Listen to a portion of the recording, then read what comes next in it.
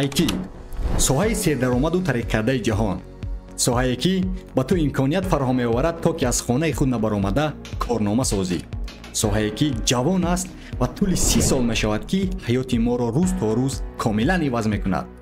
ту метавонӣ дар осиё буда ҳамкори амрикоие пайдо кунӣ ва ё ин ки аз австралия нишаста дарсҳои топ донишгоҳҳои сайёраро аз худ намоӣ. соҳае ки барои дар он муваффақ шудан ба ту диплому донишгоҳ лозим нест.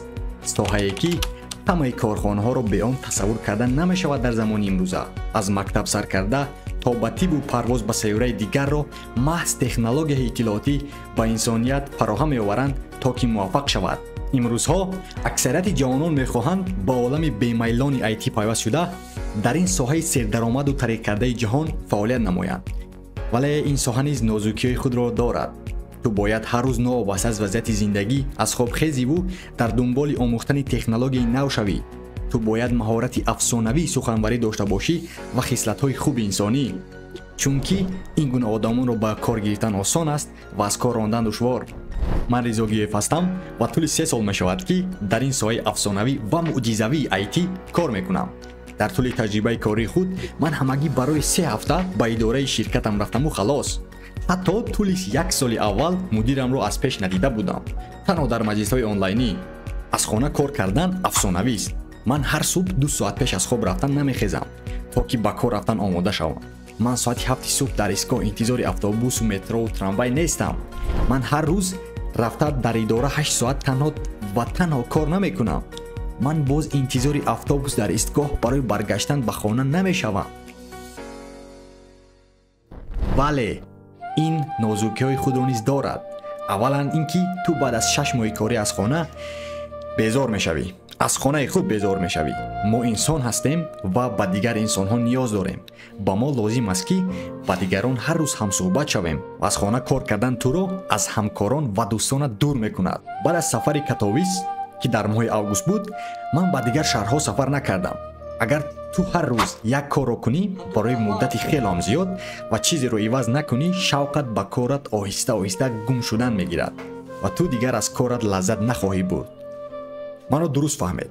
ман корамро дӯст медорам, вале вақтҳое мешавад ки ман мехоҳам маконамро иваз кунам ва ана ҳамон рӯзи кориамро рангоранг созам.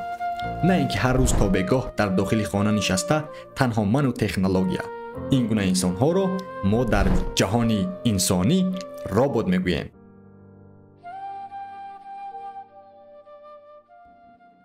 вале инро бояд иваз кард. ана барои ҳамин ман лаптопу мушу сумкаи худро гирифтам ва хостам ки ба пойтахти Лаҳистон, шаҳри Варшав ба пеши дӯстам ҷер меравам. имрӯз дар ин навор ман ба шумо як рӯз аз ҳаёти худро ҳамчун мутахассиси IT нишон медиҳам, албатта ки аз Варшав. ман субҳ соати 9 аз хоб хестам, тайёрӣ ба рӯзро дидам. барои 10 дақиқа танҳо дар як ҷой нишаста ба фикр кардан машғул шудам, чунки ман бояд фикр кунам ки имрӯз рӯзам чӣ гуна хоҳад буд. субҳ бахайр суи онлайнӣ. айни замон ман аз хоб хестам ва соат аллакай 10 шид то вақте ки ман тайёрӣ ба рӯзро дидам ва бале ҳама чиз афсонавӣ, аммо дар инҷа буд ҳаво зебо нест. чӣ ки мебинед абрҳо аст ва бале ин ҳам ҷои кори ман аст, ёки офиси ман тайёр кардам дина. аммо мушкилӣ танҳо дар стол аст. мушкилӣ танҳо дар ҳамин стол аст, чунки пушта миёна наметавонад гирифта ва каме миёнта дар мегира. ва бале хоб шумо пурсида метавонед ки ҳей Ризо, чи аст имрӯз нақша? нақша он аст ки ман то бегоҳӣ кор мекунам, ҳам дар болои лоиҳаи худ ва ҳам дар болои кори ширкат. ва пасон нақшаи дигар он аст ки ин бегоҳ мо бояд футболи калон равем ва Лаҳистон бар муқобили Молдова бозӣ мекунад ва ин бозӣ хеле муҳим аст. агар ки онҳо ғолиб оянд ба евро 2024 мераванд, агар ки наоянд намераванд. ва боз интихобот аст дар ин кишвар имрӯз ва шояд ки одамон зиёд бошанд, хусусан дар пойтахт. ва бале яъне ин гуна аз нақшаҳо ва як аз саволое ки ман дӯст медорам кори худро ё ки IT-ро, он аст ки ба ту иҷозат медиҳад ки از همه منطقه کار کنی. برای مثال من در بیتگو زندگی میکنم، در اونجا سراغم است، در اونجا هم از آدرس و رجیستراسیون و همه چیزام در اونجا است، اندازم در اونجا میسپارم. اما شرکت با ما اجازه داده که ما از همه منطقه کار کنم. برای مثال من امروز وارشاو اومدم کار میکنم برای 3-4 روز در اینجا، اصلا با برمیگردم. یعنی آفیس رفتن، اداره رفتن مهم نیست تا وقتی که تو کار انجام دهی که این زیباست. من برای آیتی این افسانه‌ای است.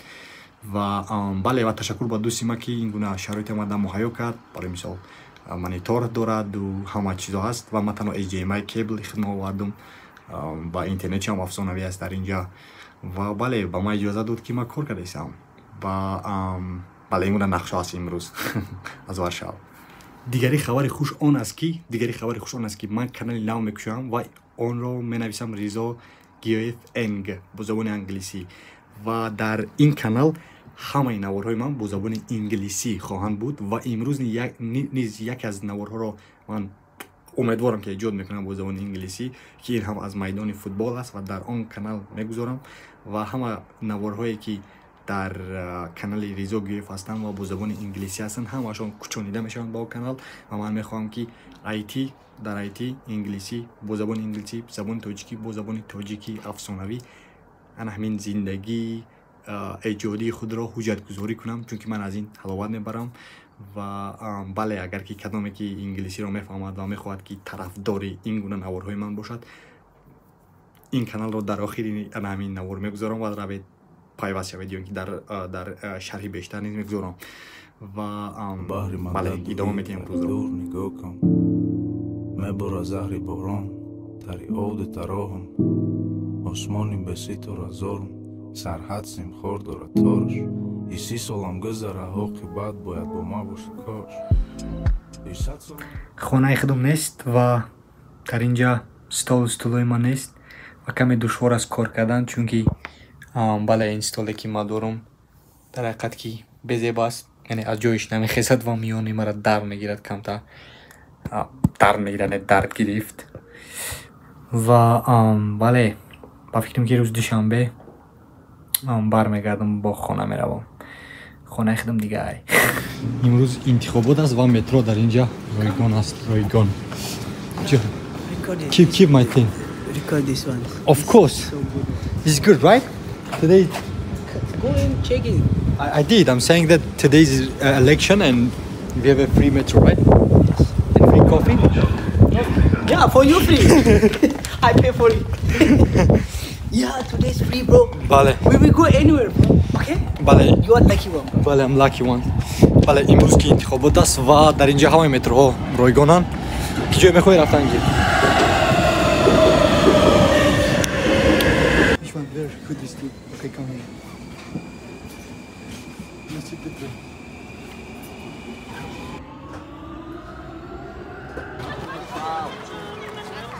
So you go there. There's another place for gates. You have to put the QR code and then you can go inside. But do I look good? Do I look good? Do I look good? No. چون بخیر است عزیز. من این زمان وقت قرار دارم در یکی از میدان‌های بزرگ وارشاو و با شما نشون میدم چگونه است این میدان. رفتیم. بیا.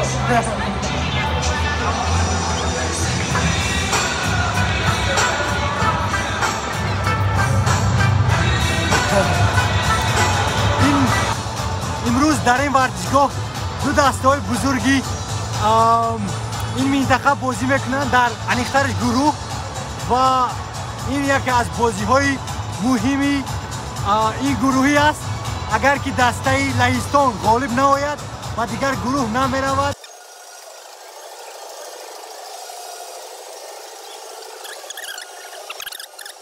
امروز یک از فوتبال‌بازان کلیدی این دسته منتخب لهستان لواندوفسکی بازی ندارد و سببش آن است که وی در یک از بازی‌های بارسلونا جراحت برداشت و برای همین او امروز بازی نمیکند. اما دیگر فوتبال‌بازان کلیدی هستند و مثل شسنی، پیوتر، بله دیگر فوتبال‌بازان هستند که در حقیقت که ما میتونیم که بازی را تماشا کنیم. خب یک از صحابایی که ما وارشاو دوست می‌دارم همون است که بعد از کار میتونی اومده در بله اینجا футболҳои бузург мешаванд мисли Легия Варшава ё ин ки бале тими мунтахаб бозӣ мекунанд дар инҷа ва баъд аз кор дар ҳақиқат ки зебост инҷа омада тамошо кардан бозиёра. айни замон чиқаре ки мебинед футболбозон омода шуда истоданд. ин мистер ин ҷаноби Кеш аст, Матю Кеш, футболбози Астон Вилла.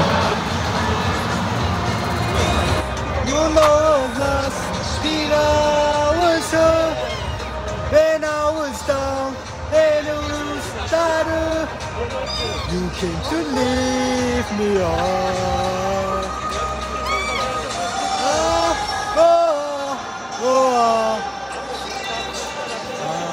So high, so high.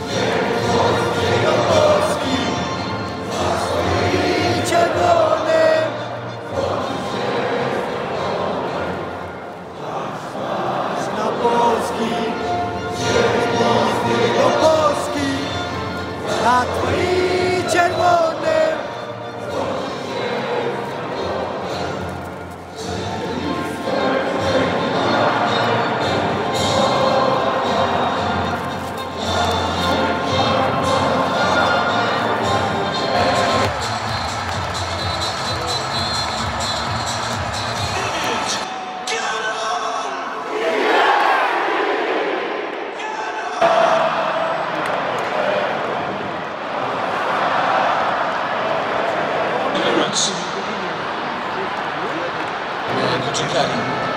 Ladies and gentlemen, substitution for the team of Moldova.